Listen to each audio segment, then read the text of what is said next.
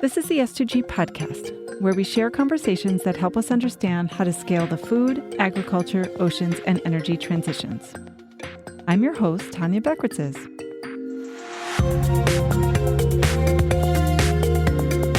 In this episode, Jason Wellcome and Mike Bruno from the Play Bigger team walk us through what it means not just to disrupt a category, but to create it.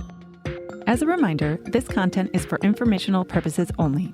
It should not be taken as legal, business, tax, or investment advice, or be used to evaluate any investment or security, and is not directed at any investor or potential investor in any investment vehicle sponsored by S2G. Investing involves risk, including the risk of loss. Specific companies mentioned in this podcast are for educational purposes and should not be construed as an endorsement of any kind. Please note that S2G may maintain investments in some of the companies discussed on this podcast. For more important information, please see s2gventures.com/disclosures. Most companies focus on improving something that already exists. But just making a better product isn't what it takes to become the Googles, Teslas, and Apples of the world. These companies solved a problem that people may not have even realized they had. This idea that honing in on a new problem is what it takes to truly own a sector is at the heart of category design. For over a decade, the Play Bigger team has been coaching hundreds of companies of all sizes through their methodology. The process takes companies from identifying the problem all the way to generating a lightning strike execution and ensuring that the category flywheel continues. We had Jason Wellcome and Mike Bruno from Play Bigger walk our portfolio companies through an abbreviated version of this process at our annual S2G Summit. And Chuck also sat down with them to dive deeper into the approach, which holds lessons for any company. If you've ever wondered what it takes to be a category king, this episode is for you.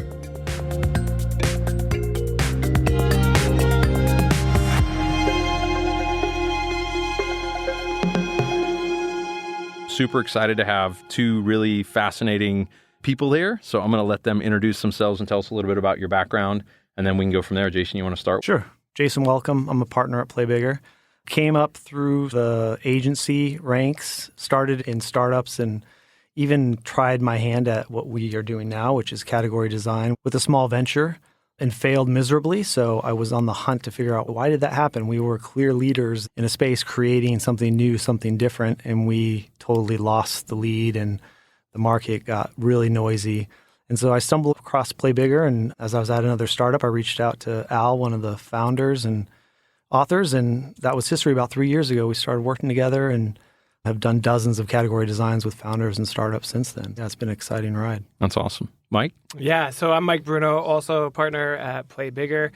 So my background, I started working actually in PR, telling stories to people. And from there, I got involved in this creative role at this PR agency and coming up with great ideas. And at a certain point, I was wondering, why are these ideas creative? And I ended up going to graduate school with the idea of now becoming like a full professor who's going to study what makes an idea good, study creativity and intelligence and cognitive bias and all of these things. So I went to grad school, studied all that stuff, was almost done with it, and then realized, wait a minute, this is not enough sort of intuition involved in the lab work. It's interesting, but it wasn't enough intuition for me. And I actually met somebody who was an anthropologist, and she was also working at Ogilvy, the advertising agency. And what she did was she took these social science principles, things like ethnography, and applied them to like bros drinking beer to try to figure out, why does a bro drink a beer? What problem does this Miller Lite solve for them? And so she would like literally go to the bars, like Jane Goodall sat with the apes, take some notes and figure it all out and come up with advertising concepts that way. So I started to do that kind of work and got really interested in it. And then Jason shared this book, Play Bigger, with me.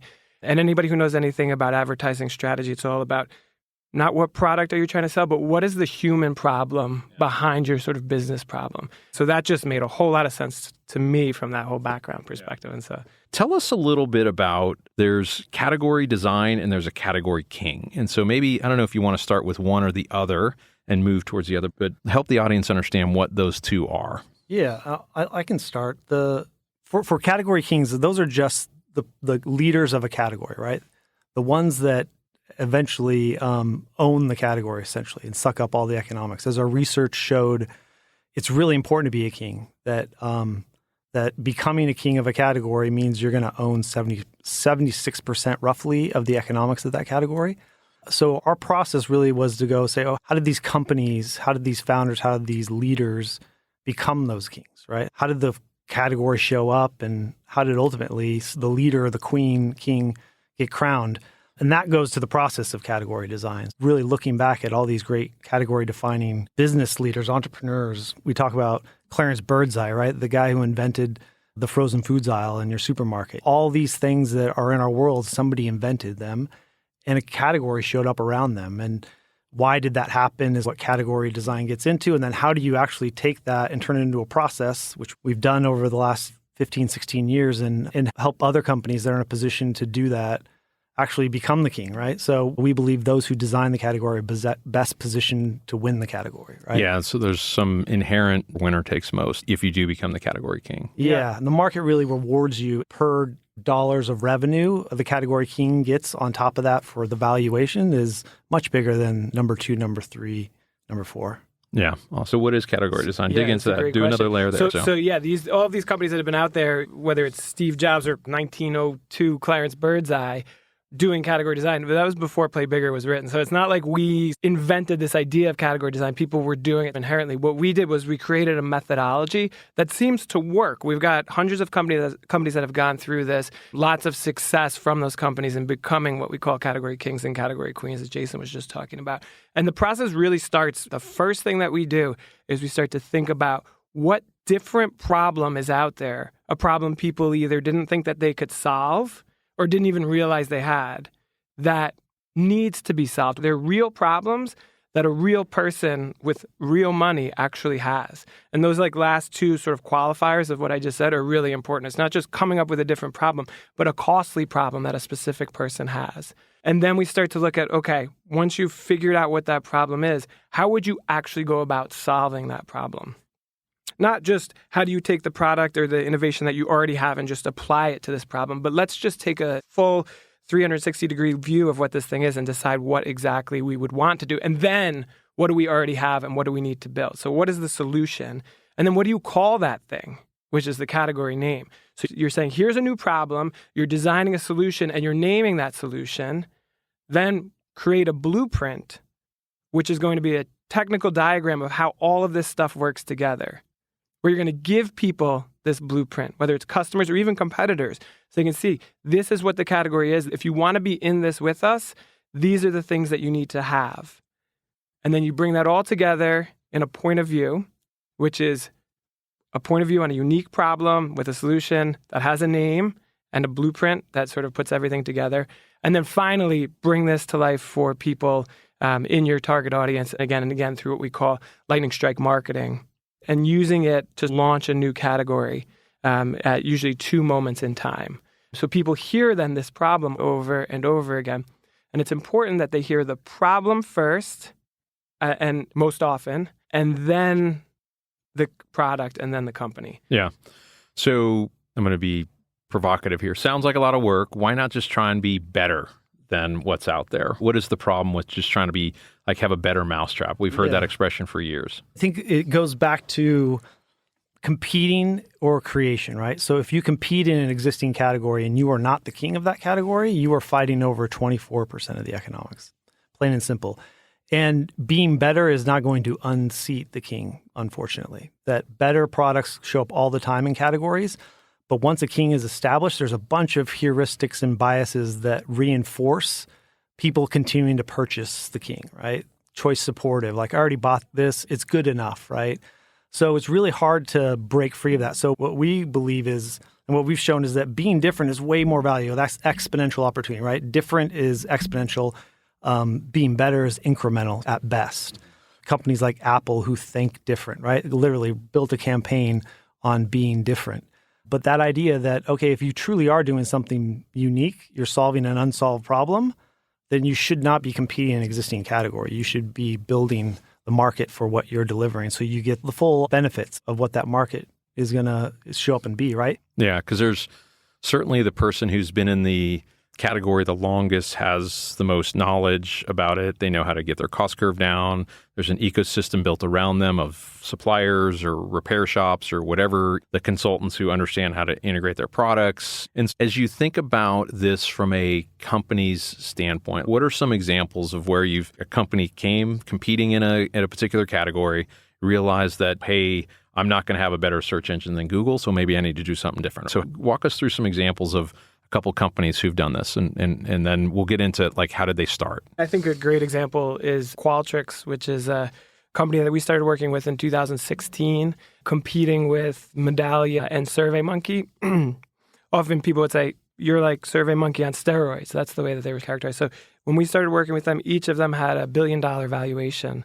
Surveys and market research was the category. Yeah. Right? Yeah. So each of them, different ways of programming surveys and administering these to whatever audiences matter. The work that we did with Qualtrics, again, to find that different problem was what is actually happening, what's actually driving business growth right now. And it's not surveys. What do surveys actually do? They help you understand experience. And at the time, especially 2016, we're talking about the emergence of the experience economy, experiences being more valued than anything else for most customers. And yet, the tools that were out there were basically designed to figure out operations. Take JetBlue, for example. Did the flight leave on time? Did it land on time? Were there any turbulence issues? No? Okay, that was good. Except for Jason in seat 3F got a coffee spilled on him and he's real mad about it. And you don't have that data. So how do you solve that problem, which is the experience gap problem is what they talked about. And once you do that, like how do you actually solve it? And the category that they developed was experience management. And a couple of things happened when they launched experience management. The first thing is the contract values increased. So from $30,000 per survey that they were selling to millions of dollars for these ongoing annual contracts for continuous experience management. And then also they started to see that sort of valuation tick up, which culminated in, was it a 26 billion or 21? I always get that confused. 27, so neither of the two. Yeah. $1 billion Still valuation at the IPO. Yeah. Where the other two, by the way, were less than half that. So you see $1 billion start and then this sort of monumental growth on top of it. So how do you take that and put it into a product, and what does that mean? And so it really does. It starts back with that problem. Like, what problem are you really solving? Are you solving administration of survey problem, or are you uncovering an entirely new type of data, X data, right? So if this is the problem, is there's this experience gap. People don't understand the experience that they deliver. 80% of executives believe they deliver a superior experience. 8% of their customers agree with them. That was the gap, right? Yep. And so you have to understand that gap in order to close that gap. It's okay, if we're going to truly solve that, it's not just surveys. We have to actually take that data and show how do we get the data, and then how do we apply that to actually manage experience, and then start to think about, okay, where is experience really important? What's important with customers? It's important with employees. It's important with brand. It's important with product, right? All right, so the four corners of the business is what we defined through our blueprint and said, okay, these are the ways that we need to apply now and improve experience. So managing all these experiences became the new game or the new playing field for these companies. And so based on the data they learned from these surveys, they then help the company enact programs that sort of either close the gap on the different perceptions or actually build the positive rating of the experience up relative to what would have been done otherwise. Whereas seeing yourself as just a survey company, you're just providing the survey and lobbing it over the fence to someone or through someone's email inbox. Is that right? Yeah. And also the people that have survey problems are market research people. Yeah. And at the time, Ryan Smith, the founder, he knew that they were on to something bigger, that this should be more important than just the market research team. And every time he would go talk to the C-suite or his CEO friends, they'd be like, this is great stuff. You should go talk to Billy in the basement. He runs our market research. Really understanding, okay, what is a problem that actually is now a C-suite problem? And managing experience definitely opens the door to the C-suite versus just administering surveys, right? So that's the big shift. And then you're right. There's at the core of when we built the blueprint was like, yeah, the technology that they built a really good, they got called a SurveyMonkey on steroids for a reason because they built a really great survey engine. But that's the platform level. Then these applications of actually managing experience that you build on top of that. So that shift to a application mindset that solves a higher order problem is really made the big difference. So from a product standpoint, what happened? Stopped selling surveys and started selling experience management. So don't sell any more $10,000 surveys, but sell $1 million experiences or experience improvements. Clearly, category design can be very lucrative, but especially at the beginning, it's not exactly comfortable. One of the big scares with a lot of companies that are trying to go from this sort of cozy space where they're making good money. In fact, at the time, Qualtrics was growing really well and it was a growing space, but they knew there was something more, is that, okay, are we going to alienate our existing buyer? And I think a lot of times there is always that risk. At the end of the day, what we typically see is that turning those people that were your core customer into actually elevating their roles along the way. So not calling them market researchers, but calling them experience managers, right? Experience designers. So that all comes out through the work and being like, we're now championing a new role and a new discipline within the company that you just weren't giving enough credit to, right? You weren't giving enough time and value to.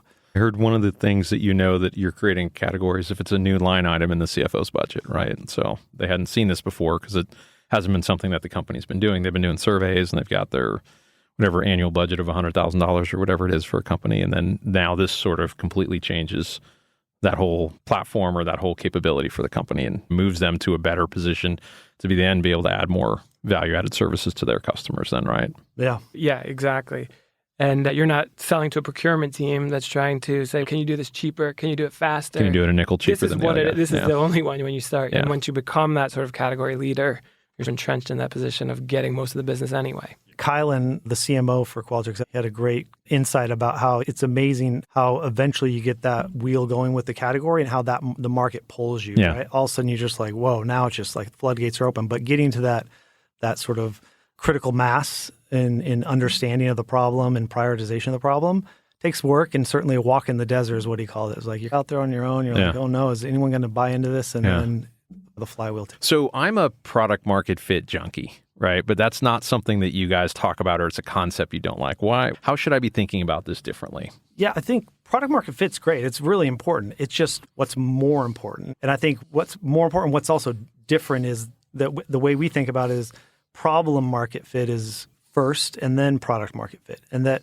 there's a sort of aggrandizing of product market fit that I think is maybe a little bit over its skis, that founders and startups, they have limited resources and time, and they can't just iterate their way to product market fit. That if you get problem market fit and then move into product market fit, you're going to be able to be much more focused in the way that you find that product. So getting really savvy and smart about the problem that you solve and then building the solution around that and iterating around that is just, it improves the odds for actually having success and making sure that you're not shooting in the dark. Because you want to highlight the problem first, and then your company or the company you're working with happens to be the solution that can solve that problem. But it's really about helping people understand that there's a problem they didn't know they had. They didn't believe could be solved, right? So those are where categories show up. They show up around those, I'm feeling the pain of the problem. I'm feeling the symptoms of the problem. But I haven't put my finger on it's actually, this is the problem. And if I solve this problem, all these derivative pain points will be addressed, right? So that process of really getting clear on what's that higher order problem it takes work. We ask almost all the category designs I've done, we ask, what problem do you solve? Instantly people go to, this is what we do. Yeah.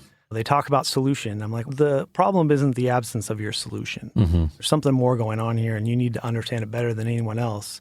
And then you need to be the advocate for it. You need to be the evangelist for the problems that we often talk about, because inherently people will turn to you for the solution if they're like, oh my gosh, that is the problem. These guys must have the solution. If you nailed it, then people will turn to you and look to you for the solution. You see it happen with doctors all the time when they're playing with your knee and they're like, oh, does that hurt? Does that hurt? And you already think he already knows what's going on with your knee because he understands your problem. Yeah. And I would also add, a lot of times what we see is something that we've called market myopia, but it's this solving of a problem that's already been solved. In other words, there is a category with products that are solving these problems.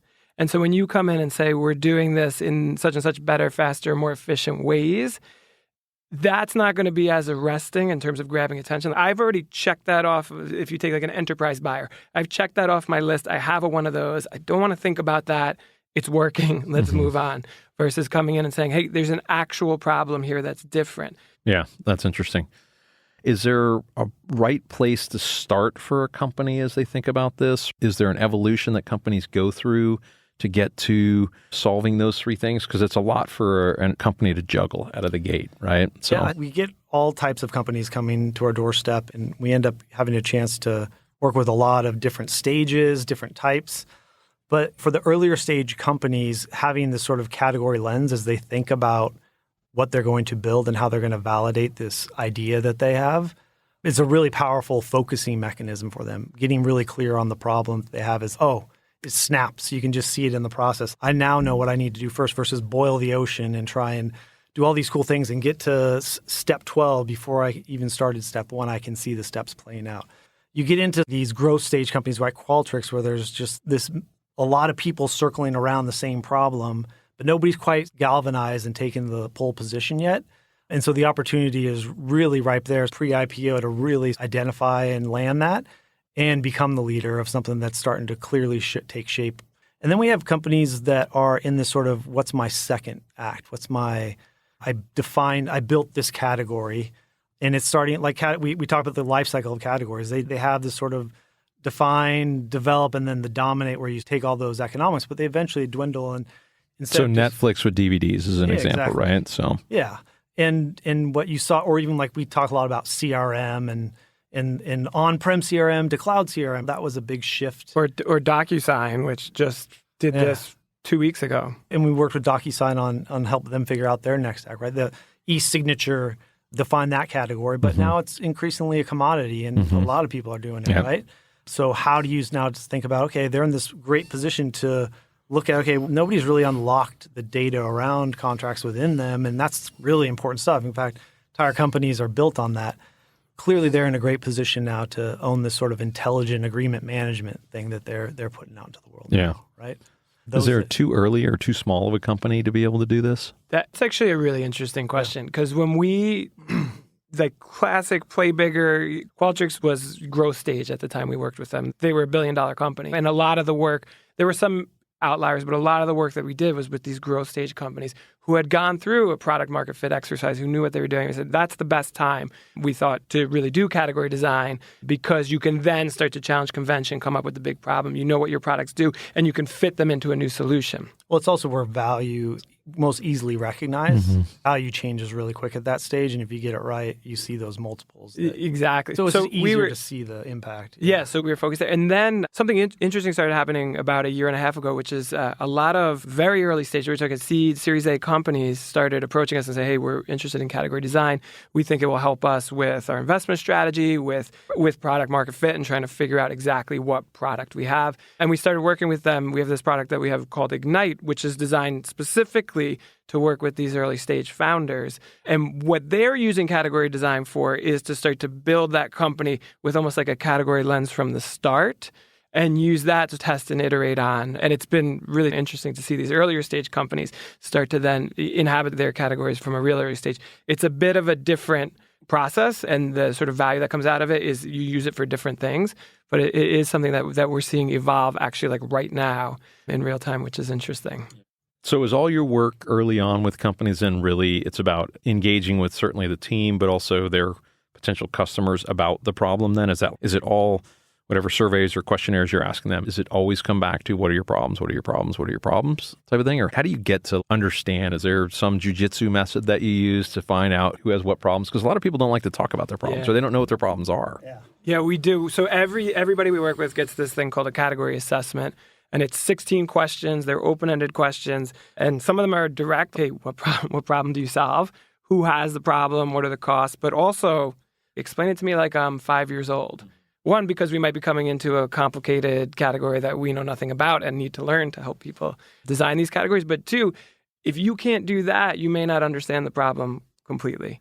And so that's the first thing that we do. And we start to then map all of the different, so we'll send this out to 50, 100, sometimes more than that, recipients within the company and outside the company. We start to map where all these, we call them problem dimensions, but what are the kinds of problems people mention in these answers? We start to put them together in a cluster map. And then we start to ask questions in a workshop setting where we say, which of these problems do we actually want to solve? Which of these are real and have real costs associated with real people? But then it's not just like we have a hunch and we think this is going to be good. Let's now spend millions and millions of dollars on this and hopefully we'll be successful. Then, as Jason said, you can start to test what's the population, how many people have this problem, and how much are they willing to pay to solve it? It's really that simple. And then you start to move into what we call category potential, which is like, instead of thinking about TAM in an existing category, what could this potentially be? And then what's a reasonable market share for us within that? Yeah, there's a simple math too to that. It's the category potential is, okay, what's the problem you solve? Yep. Who has that problem? Sometimes there's no TAMs yet discovered because no one knew they had the problem. Exactly. Yeah. Who has the problem? How much are they willing to spend to solve that problem? Love the emphasis on just continuing to go back to the problem, because I see certainly there's a lot of entrepreneurs who start something because they had a personal problem or their family had a personal problem or something with it. And so but there's also a lot who have a solution that are going out to try and find the problem, right? Mm-hmm. And instead of really going after that problem opportunity first. And so it was problem solving, and then naming was the next thing. You said, why is naming important in this? Because when you're... And what does naming mean? Walk us through how you think. There's language shows up in these things, right? And so taxonomy is what we call it, right? Figuring out what's the language that we need to establish for people to understand why we're different, not just better, right? How do we make sure that we distinguish this is not this thing? It's this first form of that is the category name. And the name tends to show up pretty naturally when you do all those steps, right? It's, obviously it's experience management. Mm-hmm. But it still means nothing to the world. People are like, you went out and just said experience management after we came out of the boardroom and had written on these whiteboards. People are like, oh, okay, that's cool. What is it? So being the evangelist for the problem gives context and meaning to the solution, i.e. the category. But then you also have to think about, okay, what are other things that we need, language that we need to establish in order for people to really comprehend the category? Starbucks, brilliant, built a whole new category around coffee. They invented this entire language of how we now order coffee everywhere almost, right? And everyone, like, which order to ask for the things in, right? Yeah, it's genius. But that's a great example of somebody designing the taxonomy and ultimately establishing themselves as the queen of the category. And Mike, the next thing then on your list you mentioned is blueprint. So what does that mean? So the blueprint, we call it the technical RFP for the category. If you want to enter this category, these are the things that you need to do. And so you're actually like mapping it out, almost like a marketecture. You're mapping out what the different components of this category are. And then, of course, in that way, doing what Jason just said, giving people the taxonomy to then be able to talk about it. Okay. And is this a document? Is this part of the marketing material? Like, where does this sit within the organization? Is there like a workflow that you generally engage with companies on to help them through this process? Yes, is this something you show to customers? Is it something that you use internally? Is it something that helps you innovate products? Yes, to all of those things. So a lot of times when we'll build these blueprints with companies, we will include things, for example, Jason just said, what's your vision for the future? We'll include things that may not have been completely developed yet. The Qualtrics example, 2 of the corners of that business weren't developed yet. But you're showing people this is what it's going to look like when we're done with this category. You have a future vision for the category. It's not static. It's not done. We're building it for the next few years. And it is that sort of what's required to solve the problem. Oh, these are all the pieces. And if you don't do all these things, then you're just a feature or you're not in this category. Yeah. Okay, so we've got problem, solution, nomenclature, blueprint, then lightning strike. You guys have mentioned that a couple times. What is a lightning strike and how do we think about it? More than just marketing, that's for sure. It's where all parts of the company come together on a single day and they launch the category. The first one's called the launch lightning strike, right? It's the moment in time where we're going to introduce this massive problem in the world and start to become the thought leader for the problem. And it's also a bit stolen from a toolkit that you see happen in tech all over the place. So Apple has 2 lightning strikes a year. They have their developer event and they have their consumer event, right? Those are their when those days happen, everyone pays attention to what's going on that day. So on that day, anyone who has the problem is going to hear about us and our solution. And so we want to make sure that we call it concentrated powder on that day. We want to make sure that we allocate resources and budget to hit that mark and that everyone is marching to the same sort of hymnal or songbook. But then 6 months later, you got to do it again. And then 6 months later, you got to do it again. Because if you're going to be the leader, you got to continually move the goalposts. You got to show delivery against the blueprint that you put out into the world and say, oh, yeah. So as people fall in line and come behind you, you're like, oh yeah, we've already moved down the path and started to deliver on this. So I can imagine that as a company's going through this, you're going to have your legacy sales, that you got a salesperson who's getting commissioned and they're going to have to think about selling their customers different, or it's a whole nother way to sell their customers, or you've got marketing now or product that needs to think about their products differently or whatever. How do you think about the naysayers in an organization? And is that something that is a real issue here? And do you have to move some of those people on sometimes? Yeah, it comes down. If you don't see that, maybe you didn't push hard enough. Well, yeah, we kind of look for it as an indicator of like, all right, we're on to something, right? And we always push. So there's a difference between a naysayer, somebody who's, this is a stupid exercise and I'm going to sabotage it at any sort of turn that I can. We call that a Z. And yes, move those people on. It can be difficult to accomplish anything when, no matter what the project is, when you have somebody who's sort of totally against it. With that said, we strive for awkwardness in the work that we do. Honestly, we do. We want people to get uncomfortable and to challenge us. One of the best points of view that I think we ever developed began with a reading of what we call a null hypothesis, which is, hey, we've been listening to you all in the room. Here is a version of what we heard in the point of view. And the reaction to that point of view was from the founder. This is a multi-billion-dollar public company. I hate this so much, it makes me want to quit the company and never work here again. And then the CTO coming and piling on about how terrible this was, which then leads to this moment of everybody in stunned silence, but also the question of, okay, if this is wrong, what's right? And right there, in that exact moment after the sort of total teardown of the point of view, the category name came. I think it's this. And that's what it was. So that awkwardness is how you get through being nice and into something that's actually valuable and interesting. Their ideas might not always sit well with everyone, and that's kind of the point.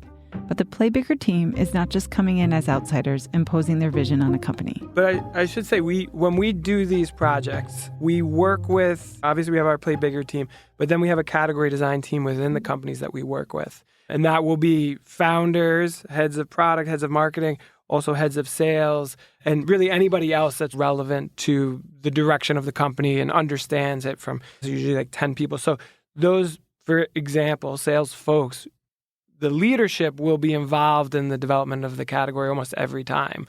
But of course, then there's a whole sales force that you need to convince as well, which is what we call mobilization, bringing the whole team on board. But we do this not as like a single founder with Play Bigger sort of divining the new future, but a collaborative effort to make sure that all of these perspectives are accounted for. And we know if we're doing something that's going to piss people off, we do it knowingly and for good reason versus just not knowing. It really does require leadership to be involved, because that process that Mike talked about is really good at both getting to these artifacts we need to get to in order to have that source code for the category.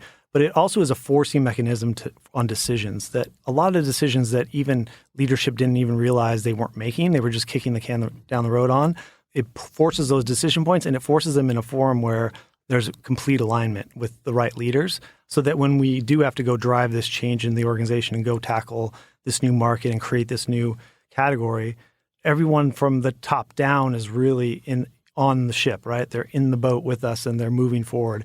And it's easier to manage any of that sort of change disruption that happens or revolts, right? You have the leadership on board. They were there, they were part of the decisions, and they agreed with the direction. Is Play Bigger only for software companies, or how could you think about that in an infrastructure?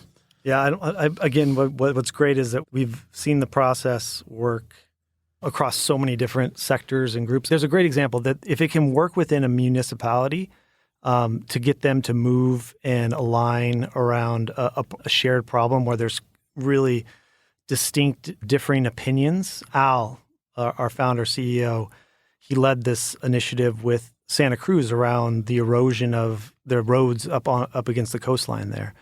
And it turned into what they called Save Westcliff. A recent storm blew out the whole road. But there's this it's a polarizing topic to be like, what do we do? Do we like reconstruct barriers and reform nature around our needs? There's a bunch of people like, no, you can't do that. This is just a natural process. We have to learn how to deal with it. And then there's people that are like, no, this is my home that I'm going to lose into the So he worked the process with a bunch of thought leaders in the space, on both sides, in addition to the city, and they aligned around a problem that this way of life was being threatened, and that there was a solution that could both address the concerns on people not wanting to mess with the environment, people that want to preserve their way of life along the shore, and it was called natural feature restoration.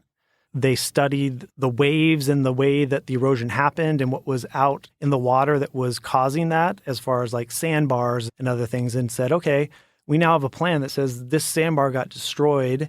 If there's a way that we can naturally restore that, it can protect us and move down the path. And ultimately, to move a municipality down to be like, yes, we'll test this out. Now we have a plan, a 50-year plan to start to think about it this way, is a pretty big shift. So when it comes to big construction companies or companies that have a lot of CapEx requirements, it's still really important to understand the problem you solve, even probably more so because of the cost outlays that you have to make on the decisions you're making of like how you're going to go about solving that. And it also really is a unifying, focusing force within the collective that has to actually deliver the solution, right? One of the companies we admire a lot is Rivian, which is a very CapEx company. And when you think about the category that they have, which is electric adventure vehicles, that's how they're differentiating against whatever myriad electric SUVs that are out there from traditional and non-traditional manufacturers. A Rivian is different. And everything about a Rivian that comes with a flashlight and the cup holder or whatever, they've got everything engineered around that category. And I would argue that a company that you work with, Once Upon a Farm, which is, to me, building a category. Jason started out by talking about Clarence Birds. This is a modern day version of that. I totally think so. And clearly, it's CapEx intensive, especially what they're doing in the baby aisles. But here's yet another example of this category of product didn't exist. You see a thing in a pouch, and it's either going to be an applesauce or a yogurt, or you got to go buy your Gerber, and who knows, it's been on the shelf for how long and what's in it. And I was saying to everybody when we got here, because they gave me a farm bar, and it was amazing. But my kids are like obsessed with it. And it's funny, my older son, these didn't exist. And my younger son now, this is all that he subsists on. And it's really interesting to see that sort of category making its way into my household. So I've totally, so by the way, John, that was not a plant, just so you know. But anyway, no, I've thought the same thing about that. Sorry, I've read you guys. I'm like, yeah, they are, because they are redefining that whole category. Sure. So I also think that with this is that a lot of climate companies or better for you companies try and be better than what's out there rather than different. But I do feel like a lot of the solutions in the climate space, in the better for you space, there's an opportunity to be different. Like a lot of them are just trying to get to parity as to what the market offers and then hopefully sell it on something that's a healthier for you or better climate for you, but it's not a different experience than what's out there. So I do feel like there's a ton of opportunity. Mike and I were in the Uber here, and he was talking about climate tech really started in the space where it's, you're going to do this because it's a feel good. It's like, you're going to buy this thing or do this thing because it's the right thing for the planet. And no, your PR as a company thesis didn't work. And it seems like this next generation that's showing up is much more savvy to that. They're like, no one's going to buy this just because it's a feel good. We have to make sure it is markedly better, but fundamentally show them why it's different, and different being exponentially improvement over what exists today. Yeah, I think there has to be a different offering. It's something you're doing that satiates or whatever, a different problem than what they've had. So back to the problem statement. Awesome. Thank you, guys.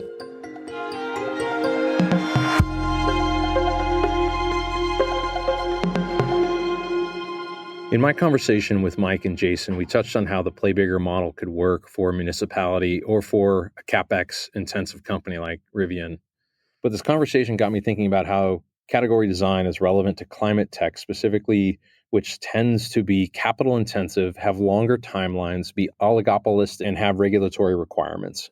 Products that are healthier, environmentally friendly substitutes for the ones that currently exist will only get companies so far. The push for cheaper, faster, and better will be important, but a need to be different will help increase the chances of a company breaking out and having differentiated economics. As Mike and Jason emphasized, category design would shift the emphasis from creating climate-friendly, healthier products that simply try to replace existing products to designing solutions for problems that are not currently being addressed. As climate change impacts continue to grow and evolve, new problems are emerging that require new and novel solutions. The category design process is well suited to fill that gap.